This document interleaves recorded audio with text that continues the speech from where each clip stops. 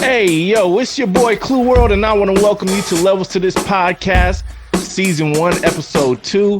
And we got something special going on today. I got my big bro in the house, DJ Ace from Cleveland, Ohio. That man is the name out there. He's the mayor, if you ask me. And we gonna get a chance to hear the level that he's on. This man is special to me. We've worked together in many facets. He's my street therapist, but at the same token, I love this dude. And we get a chance to get his audio biography of where his life is and the level that he's on today. And it's gonna be awesome. We gonna do a lot of stuff. You know what I'm saying? Because me and this man, we talk real. Don't worry about how we talk. Y'all gonna learn about it today. But at the same token, this is my brother, and I just want to introduce y'all to my bro, DJ Ace. What it do, bro? I'm sad, bro. I'm heartbroken. Why? Why? They didn't believe Why? us. No, he did not. They didn't believe in us. Oh no. Hey, bro, we tried to tell him, right? We tried to tell him, man. Bro. I really felt that, man. Cali did this thing with that one. I really fucked with that one. What's up, my brother? Hey, bro, I'm good, man. How you doing? You know me, I'm chilling. I'm out the way. Man, I'm blessed, man. I cannot complain, man. Appreciate you for having me on. Oh man, it's an honor to have you on, you know, because we talked about this for a long time, and finally I get to hear certain elements, certain stories, things I may not have ever known about you. I'm gonna even learn some stuff. I'm gonna gain some knowledge. It's probably, for sure, we're gonna have some DJs, some up and coming DJs that want to know, like, how did he get to where he's at? Because not many people ask questions. Drinking water. Hey, some people can't even do that. You know what I'm saying? But it's definitely ways to learn, man. And with that, yeah, sure. I'm gonna start off here, man. Like, how did you get into this game? Like, what got you started? Like, what's your story? What creates DJ Ace today? It started. I was conceived in. Never mind. I'm not gonna take it that far. I started about like 2009, 2010. There was this the top promoter company called Street Smarts. They were like one of the top in Cleveland, and I used to go to their parties like as a just coming straight out of high school, about to go to college. They threw all the college parties in the city, and I always really wanted to become like a DJ because the shit always looked so cool. So I linked up with Street Smarts, my guy Gio. And I started out as a promoter at first, passing out flyers, you know what I'm saying, trying to just get people to the club, you know what I'm saying, just to get my name out and my group's name out, because we had our own little promotional group or whatever. And I told him I wanted to become a DJ. And we could start throwing our own parties and stuff. So once we got like to the top peak of it, people know who we were and everything, I got to it, and just Gio had put me up with one of his DJs that they booked, and I just started learning from him. Bad. And that person's still DJing right now? Oh yeah, or you didn't took the crown? Yeah, DJ Stepwell, he really don't even DJ no more. He actually opened up a DJ school with one of my other OG DJs, DJ K Nice here. So it's pretty cool. We have our own DJ school to actually teach younger up and coming DJs and kids how to actually like really DJ. Yeah. That's fire, bro. I ain't never heard of a DJ school. That's dope, man. Yeah, they got it going real good. And they the ones that taught me how to DJ. So they in definitely great hands. Right. So you a DJ teacher or you a substitute? No, I'm just the GOAT. I'm the principal. That nigga. Bro, that boy said, I don't go to class. Don't even say my name on the attendance sheet. Nah, bro. It's crazy to know, like, first of all, I never knew you was a promoter. I've only known you as a DJ. I knew that you were a radio DJ for a long time, and definitely a personality. You've always been like an amazing person to me. Like, I've never seen you mad. You've always been like, always, every time you walk into a room, like, your energy impacts the room. Like, nobody, even if somebody is mad, you gonna either try to find out, or you gonna be in your own world, straight up. You know what I'm saying? No chaser, just in there. Yeah, man, we all have our days, but like, man, you never know. Time is limited on this earth. You never know when you're gonna go. So why not just be fucking happy? But why not? It's been times I've been fucking broke as fuck and still was happy. I don't give a fuck. I'm alive. I'd rather be 10 toes down than 10 toes up. You feel me? Big time. Big time. Big time. Because might as well make the most of it, man. We have to, especially this day and age, because it's like, there's something happening every day. And I won't lie. You know, maybe around the time of COVID and before that, it was something really extreme, like every day.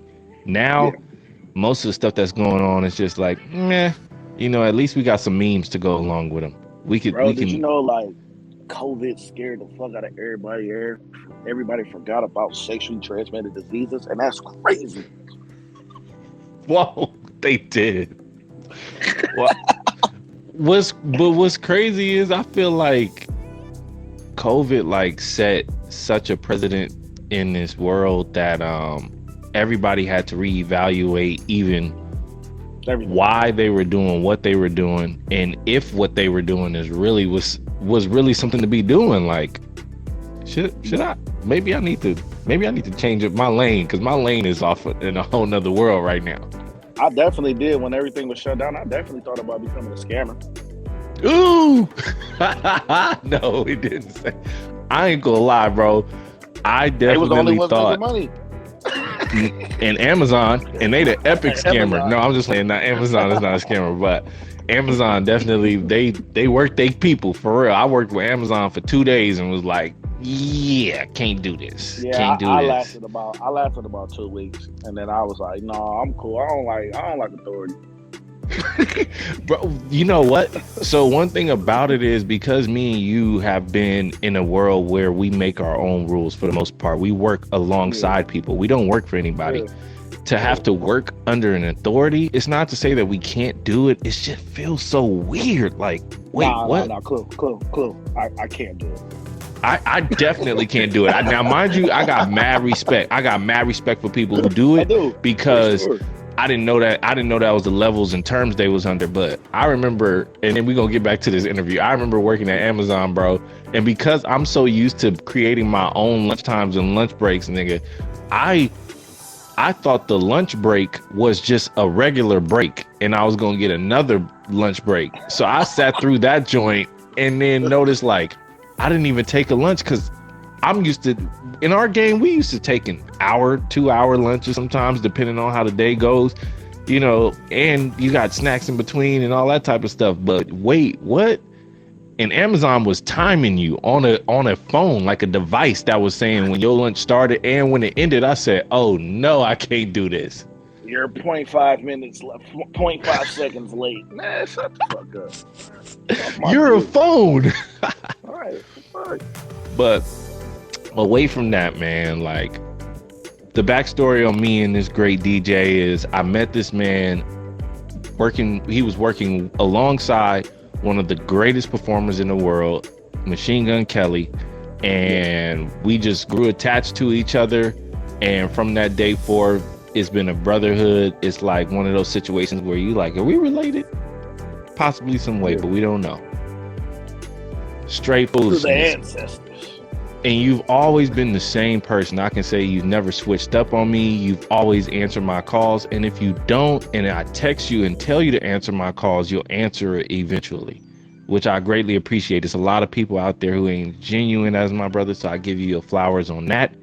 And also, what leads me to my next question: what have you done? And what has sustained you so long as a DJ? Because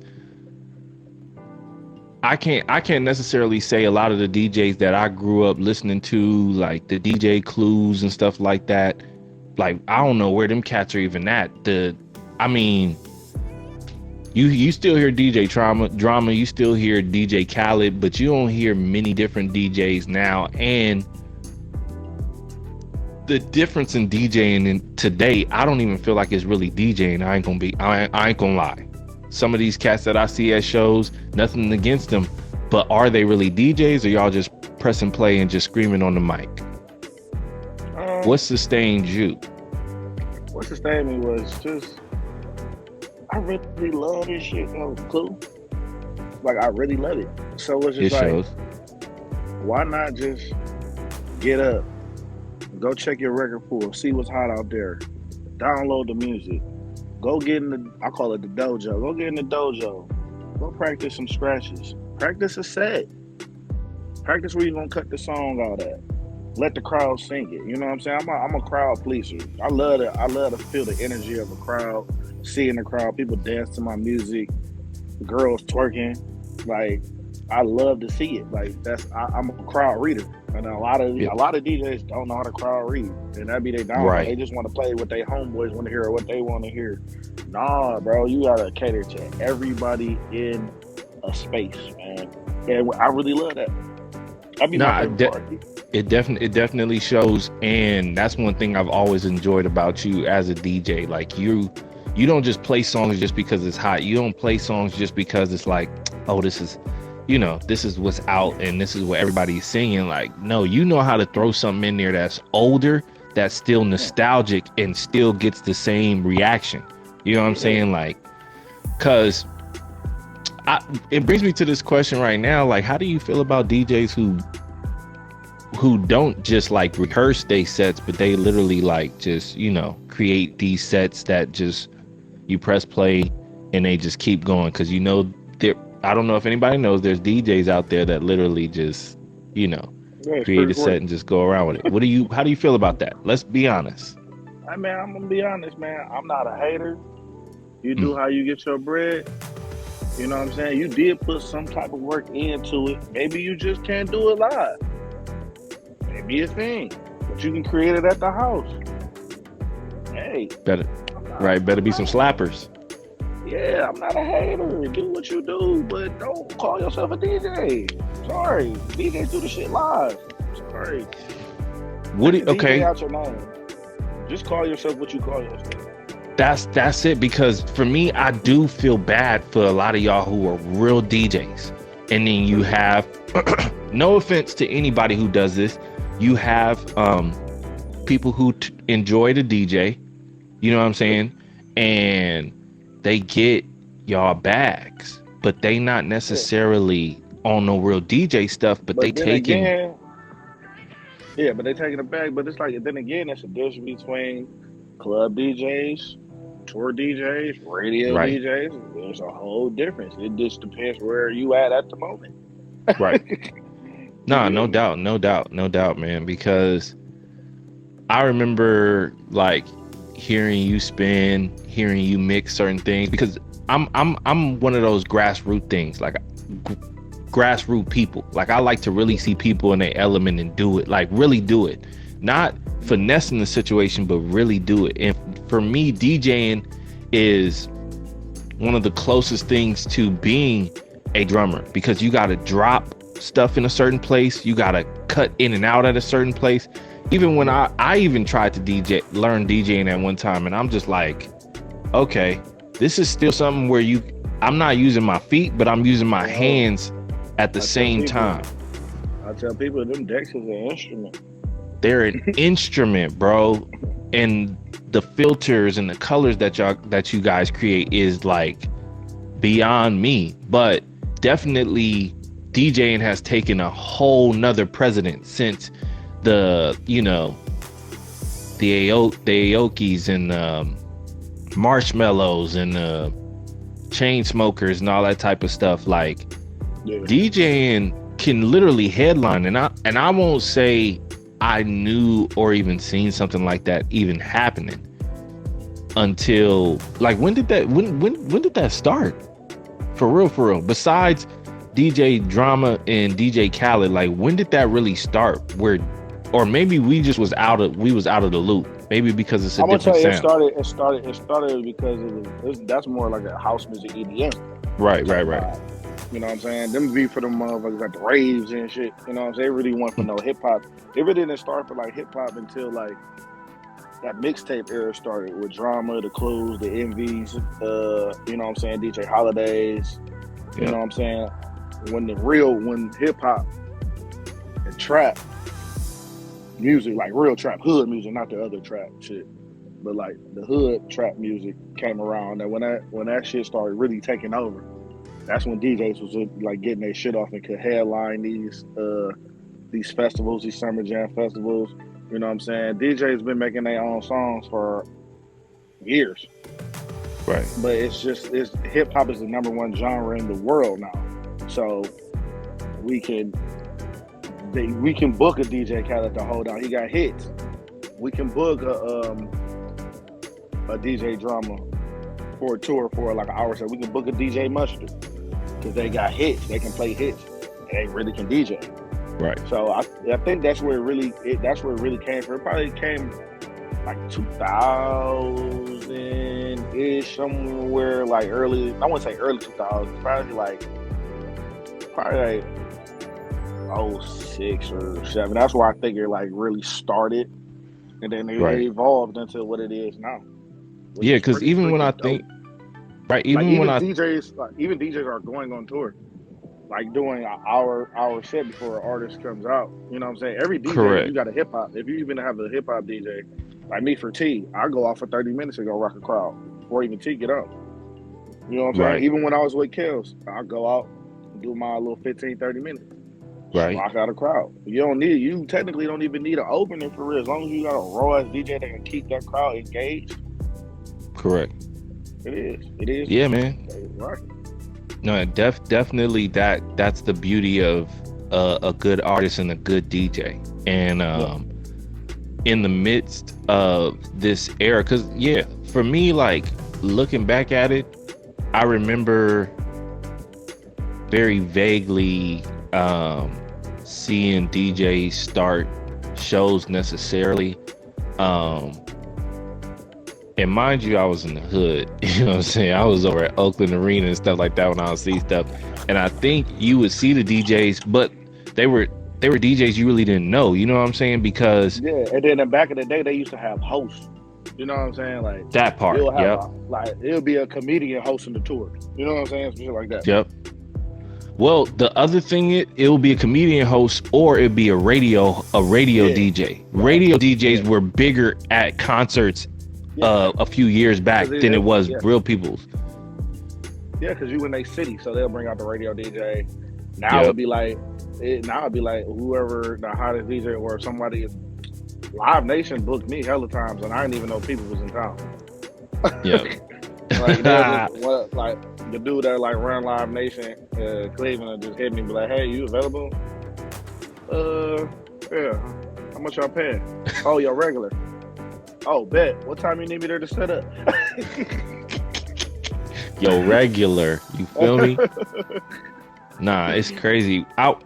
My next question to you is like, what is one vital lesson that you feel like you've learned through this season of, DJing and growing and what you do? Like, what is one lesson that you felt like you've learned as a DJ? Well, I would say patience. Okay. Patience, because you have to be patient because a lot of stuff happens in our field that's uncontrollable. And you just gotta be say that again. Say it again. There's a lot of things in our business that is uncontrollable. And no doubt. You just have to have patience. Sometimes you can't do it, so you just gotta sit back and just be patient and just let it play out the way it's gonna play out. And then another thing, even when I'm in the clubs, people ask me for requests. It's like, you see the club, I got the club going, why would you ask me to play this dumbass song right here? It's patience.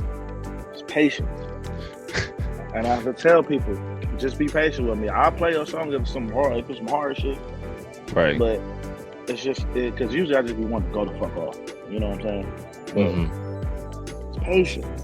And I've even learned that through life. Like I hate when women do this at the grocery store. Why don't y'all just have y'all purse out with the card ready for the cashier to check you out? Doesn't make sense to me.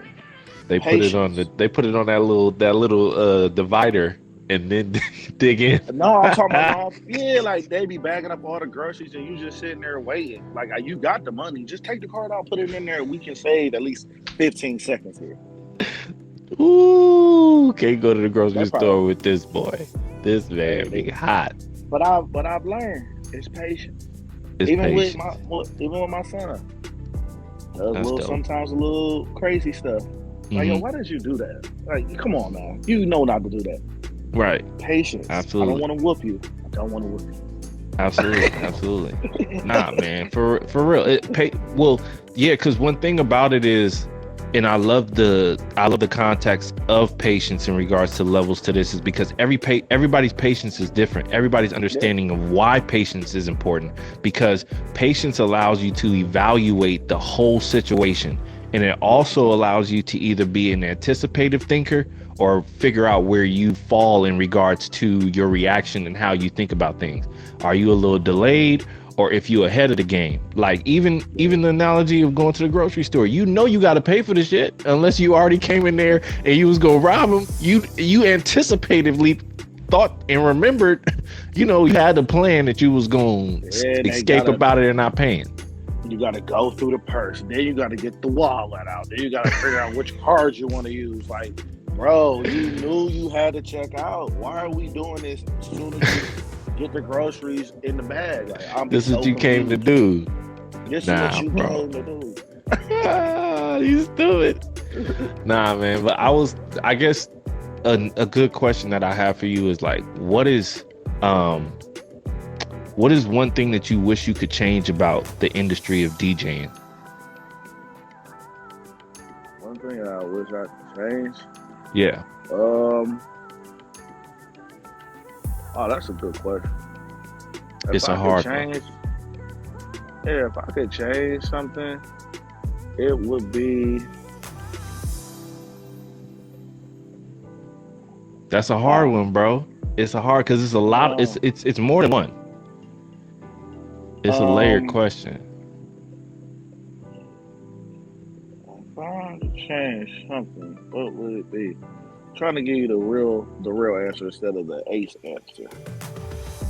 Whichever one fits the bill, bro. This is your world, dog. I don't even want you to give me the politically correct one. I want you to give me the DJ Ace is here answer. You feel me? Because at the same token, like, it's something that we discuss in private, but people don't understand, like, who still.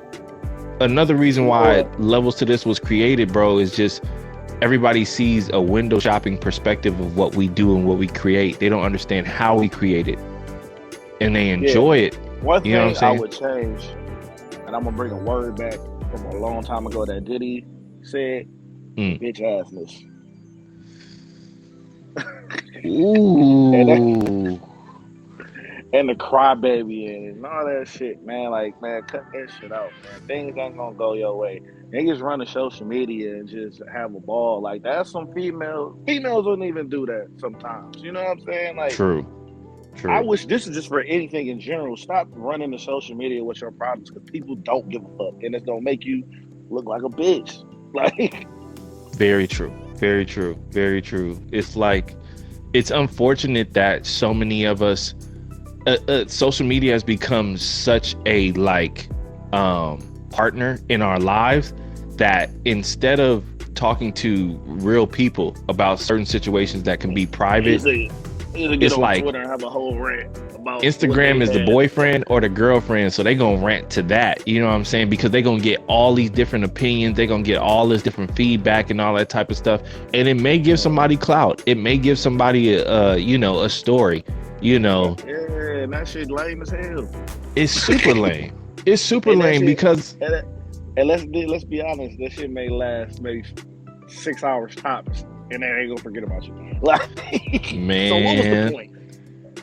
Because hold on, let me tell y'all something. This man is great for sending me Kanye's tweets because Kanye literally is in a full-on relationship with social media. Like, we hear it all, we see it all. The shit is so fucking funny to me, man. It's like, bro, you don't got no homies to talk to about this, bro. Like, you don't have no, so you just go to social media. Like, I understand what you're trying to do. You're trying to get these folks' attention and stuff, but bro, come on, do we have to really do this every time you get mad? Like, we see. Do we have to? Do we have to? Because for me, like, I don't get me wrong, I love everything that Kanye. I'm so pro Kanye on something. But you are. It's just like, you are. It's like, bro, Kanye's on your unofficial DJ. Yeah, man. I be trying to be on your side, but you be making it so hard, bro.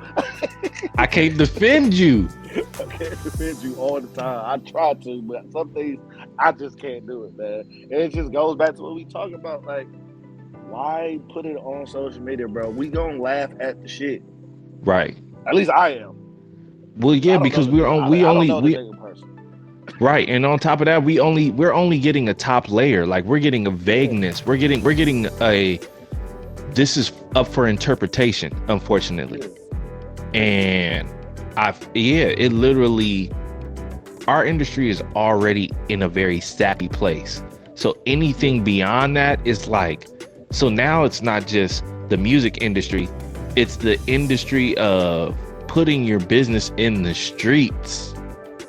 Before the paparazzi even gets to you, you just putting it in the streets, like, and it's very unfortunate because we're all guilty by association.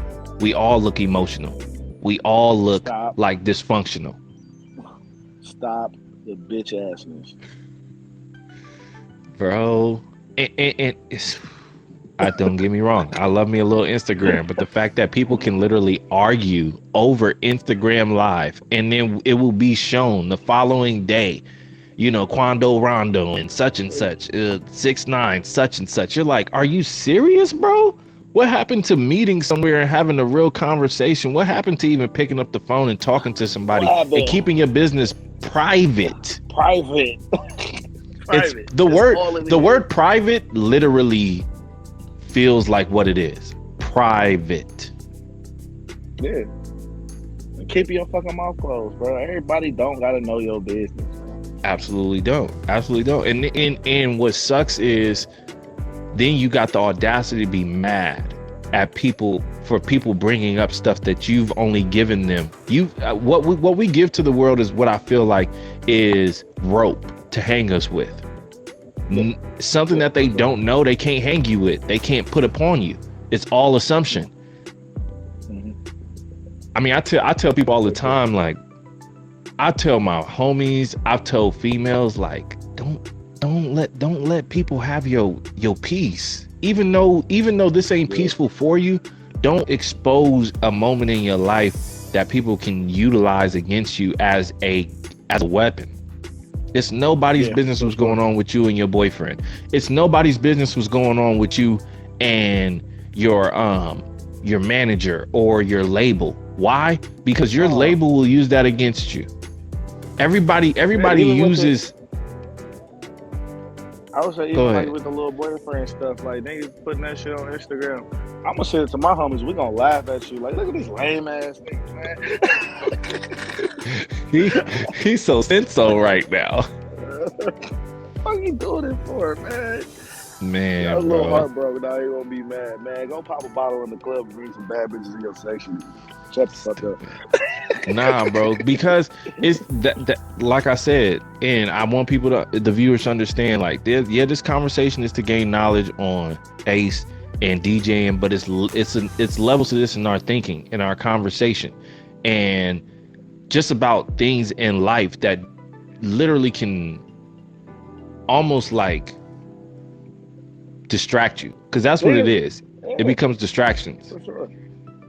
Like big distractions, like even to the point where we can't even enjoy the things that we do. Why? Because we don't know, oh, such and such is coming. Or like this, like you got a DJ at a party where an artist is out here doing a bunch of stupid stuff, And now you like, I don't even know if I even feel safe in this environment. Like, I gotta go get this bag, but I don't know, because the way this kid goes off at the hammer, he can get all of us sliced up and diced up. We could be in here like straight sushi.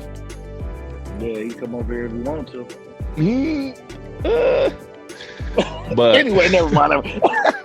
let's get back to some DJ stuff. Let's get back to some understanding more about the DJ culture and all that type of stuff. But in your journey, like what inspires you like to do what you do besides what you've told us? Like what truly is that one inspiration that pushes you consistently to want to get better, continue to be a part of this industry and grow as a DJ at this moment in time?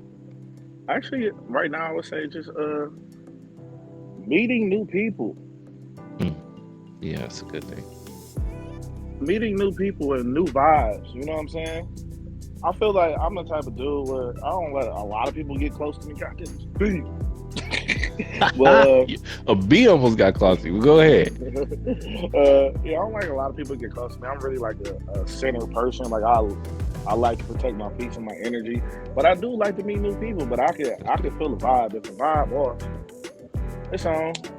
Can I get your number and text you? Yeah, you're not gonna text me, but hey, it's the industry shit. Cool. Here you go.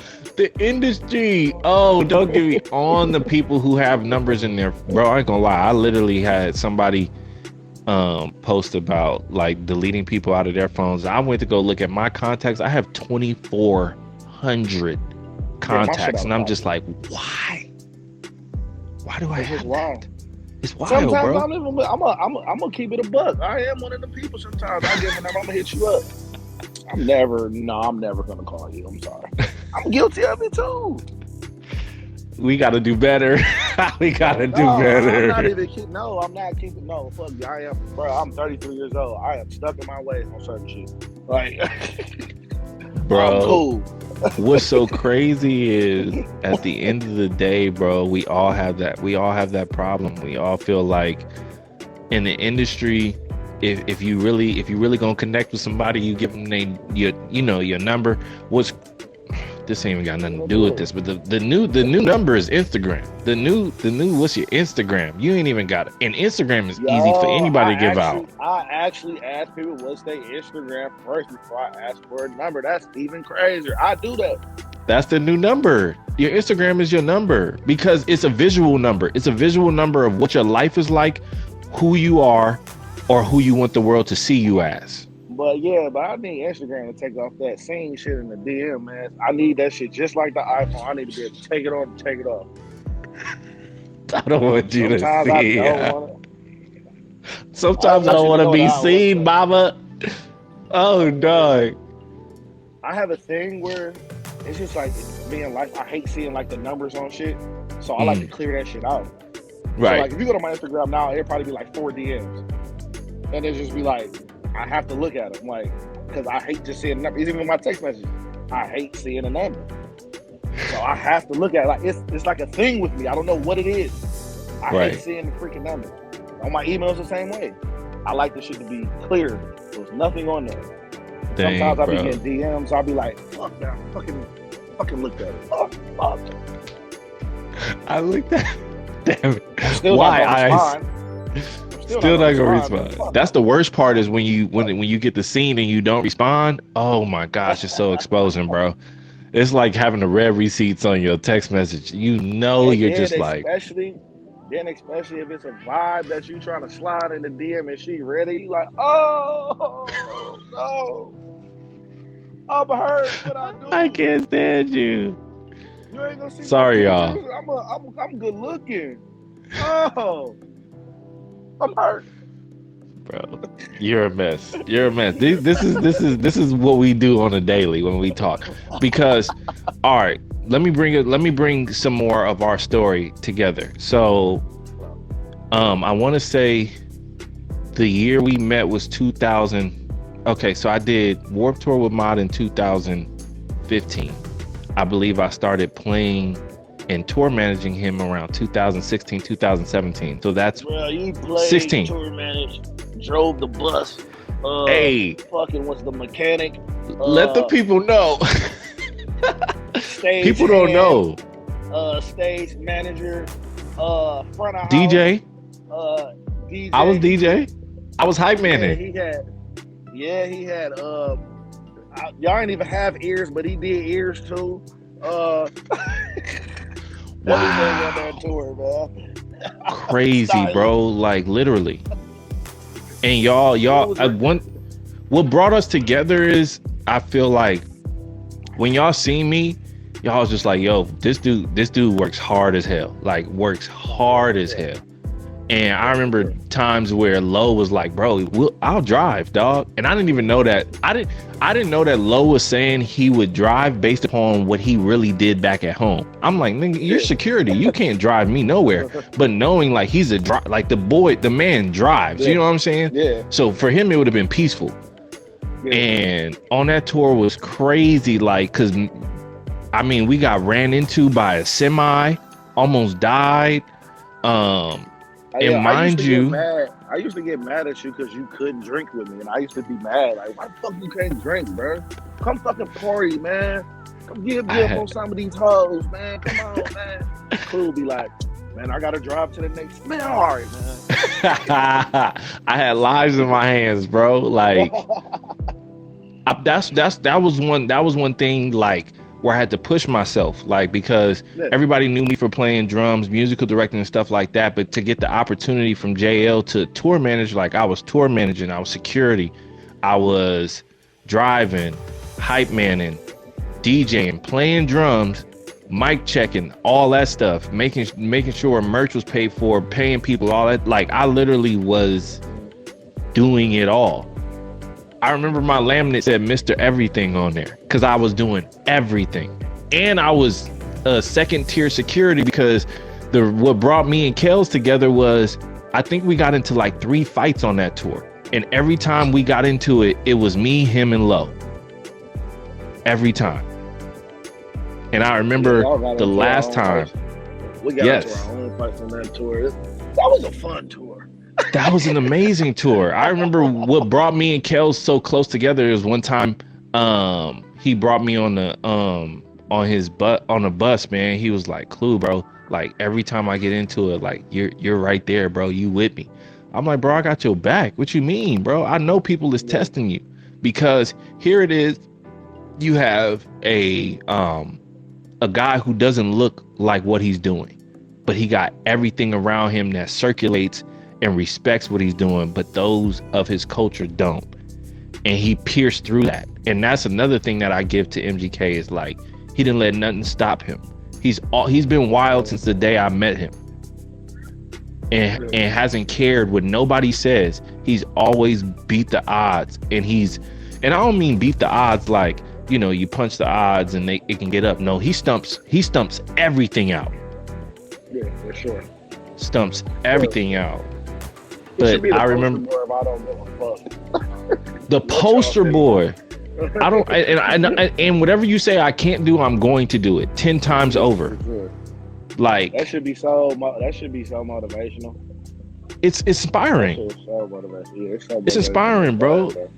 Like to see his concert, knowing what I was exposed to in 2016, 2017, to what he did recently on his last tour, bro.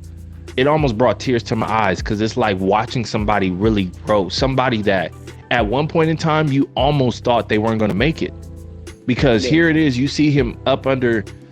I hate to say it, but you see him with Diddy. You know, packed in with Diddy. You know what I'm saying? You see him packed in as, you know, the odd man out because he's not. He don't look the part, but he's somehow or another. He got all our sisters out there, and he has a cult following. Like what? ESTXX is tattooed on so many people's bodies. Hell yeah. Like what? And then on top of that, like you ain't out here beefing with no little fish. You going against the Detroit Batman? Really? Yeah. Like whoop that boy. I mean, spanked cuz upside, hit that boy on the backside and it flipped up his head, bro. Like it was but he inspires me, bro. Like every time I see him, I give him his flowers. One of the biggest things that I say to him is like, the reason why you deserve what you got today is because you show up for people that would never show up for you. I've seen him be at people's concerts that won't even take the time to go watch him perform. I've seen him do that. He's a great friend. Yes, he gets upset. Yes, he can get irate, but his love is so pure. Like his love, it's really pure. It's deep, bro. It's deep. Every time I see him, bro, he could be so fake with me, but the fact that he looks at me like, yo, Clue, like, and shows me so much love on the level that he's at, I'm like, bro, there's nothing I wouldn't do for this man. And you're the same way.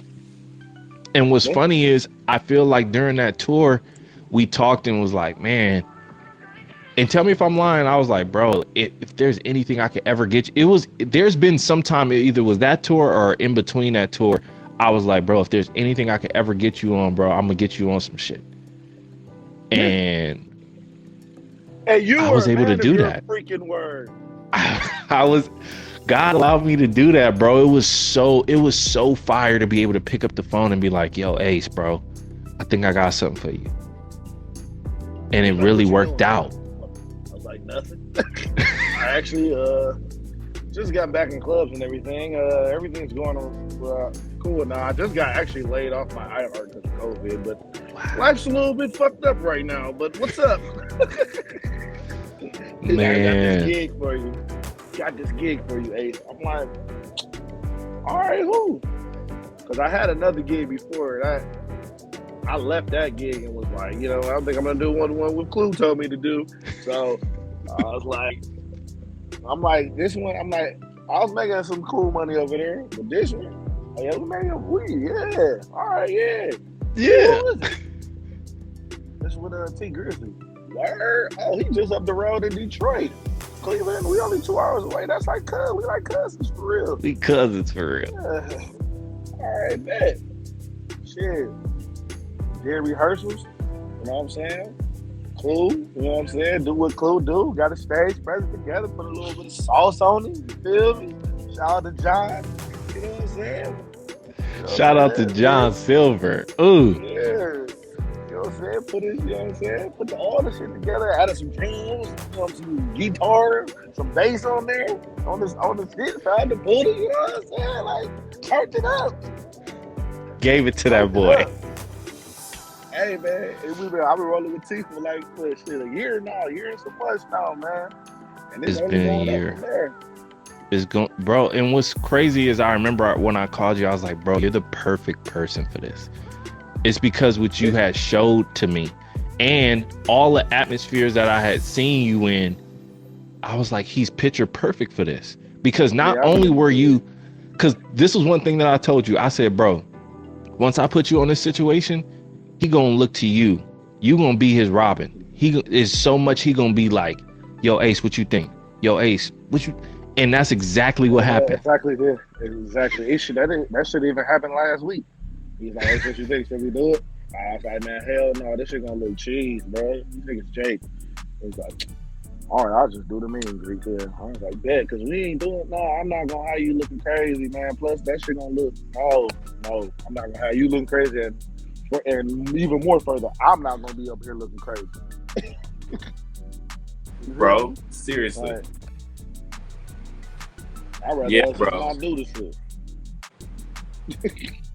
Man, I'll say this, bro. Like, for me, that was dope and inspiring because I was able to really pay it forward to somebody I really respect and appreciate, and I was able to do what we supposed to do for our homies. Like, put them on. Put them on, man. Like, not many people can do that. Not many people even really think about their homies. Everybody's thinking about how can I put somebody in a position and that's gonna benefit me. And it's like, nah, like I want to benefit this kid. I want this kid to really be with somebody and also be with a DJ who been there. Not I bring my homie out and my homie got to figure it out. You know what I'm saying? Which is trash. Yeah, I even still do that now, man. I gotta put people on, man. I put some of the some of my young boys on. Like if I can't do a gig, hey man, go do this gig for me. Or if or an artist call me, I can't be on it personally, but hey, here goes somebody else that can do it for you. Like, man, my thinking is like, why would I want to do everything by myself and not put on the next generation, bro? The youth is everything. You feel me? And like that's why like people around our age, like we have a couple OGs, but them niggas ain't put us on the shit. We had to figure this shit out by ourselves. Bro, you know what I'm saying? Like a lot of these older niggas suck. Like y'all suck, and I see why y'all still in the clubs doing fucking no numbers, and y'all got them old ass bitches in there, man. Y'all still drinking that old ass liquor. Y'all old as fuck, cause y'all not hip. Y'all not with the youth. Y'all wasn't with our generation. So what am I to do? I mean, I'm helping the next generation out, man. Best way as I can, man. No, absolutely. I would say this: if you could like really like iron out what you feel like you did better at in your time as a DJ for a young and upcoming DJ, like what would you say to them? What I would get better at as an can you repeat that again? Huh? I said, can you repeat that question? Like what would you basically say to a younger up and coming DJ that you feel like something that you've done that you look back at and was like, you know what? If I could have missed that, this is something I would want you to miss as you grow and you do what you're gonna do. I would have practiced more.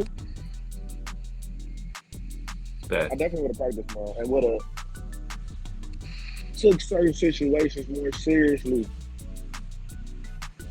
You know what I'm saying? Everything. I'm a lax person. I'm a lax person. Right. So, and like certain shit I just don't take seriously. I just don't. But then now I look back on, I was like, damn, I should have taken that more seriously. But do I regret it? Hell no. I hear people be like, man, I should have changed this in my life and maybe it would have panned out.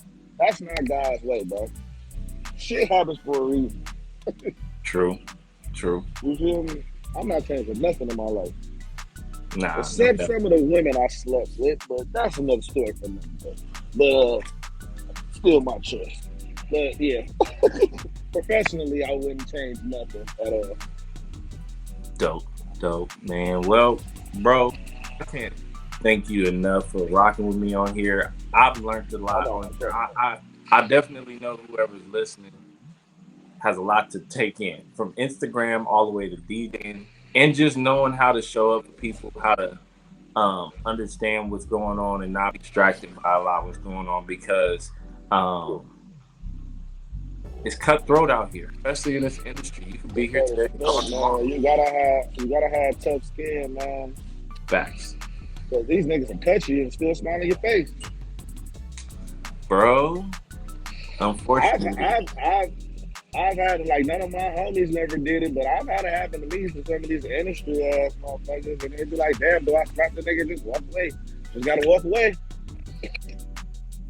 Just gotta walk away, man. Indeed, bro. Well, I appreciate you being here, man. I love you, dog. You know I'm gonna get up with you after this, man. And if y'all don't know, go find this man on Instagram at, what's your at, bro? Tell them what you're at. All my social media are at DJ Ace here. Right there, actually on the screen.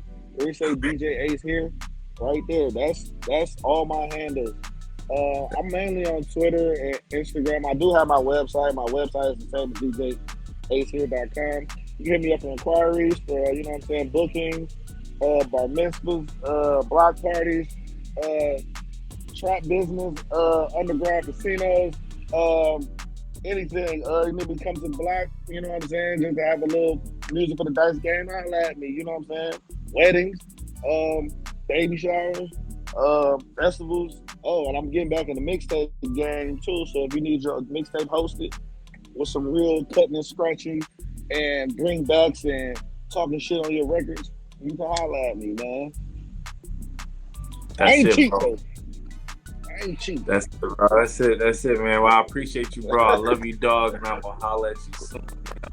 KLUEWORLD, I love you. I want to give you your flowers for being always a real friend and just being a person of love, and I really appreciate you, my brother. Appreciate you too, bro. Love you, dog. I holla. And this is Levels to This, episode 2. I appreciate y'all being here. I'm sorry for any technical difficulties y'all might hear on this joint, but at the same token, this was great conversation. And I just hope that y'all have a blessed day. And most of all, if nobody told you they love you today, I love you, and I really mean it. For real. Why? Because we need love. Love will really change the dynamic of what's going on in life today. So keep cool if it's hot. Find some warmth if it's cold. I love you. It's levels to this. I'll see you. Peace.